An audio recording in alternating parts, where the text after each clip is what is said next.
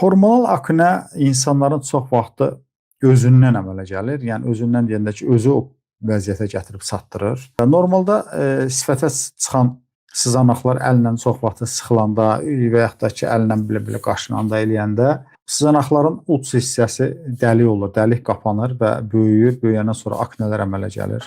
Sızanaqlar da daha çox hallarda gənclik vaxtında, yəni yeniyetmə vaxtında əmələ gəlir. Allergik xəstəliklər zamanı əmələ gəlir. Bunları dəqiqləşdirmək lazımdır, hansındandır sizdə.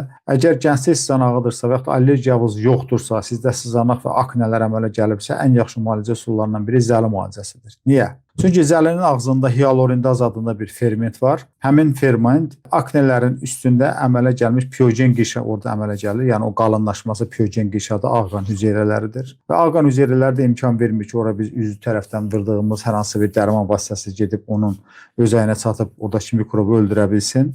Və buna görə də bizə lazımdır ki, biz o piogen qişanı dağıdaq. Ən yaxşı üsullardan biri dediyim kimi zəli müalicəsidir. Zəli akneli sifətə qoyulur. Həftədə 6 və yaxud da 7 ədəd. Hər həftə 6-7 ədəd qoymağın 60-70 ədəd zəli müalicəsi alınır. Təbii ki, mütləqdir ki, burada allergik proseslər olmasın həmin insanda. Əgər allergik proses olsa, onda zəlinin izi qalacaq və gec gedəcək. Ona görə əgər allergiya varsa, ilkin olaraq birinci allergiya müalicəsi aparılır və ondan sonra zəli müalicəsi aparılır və gözəl də nəticələr alınır ki, inşallah.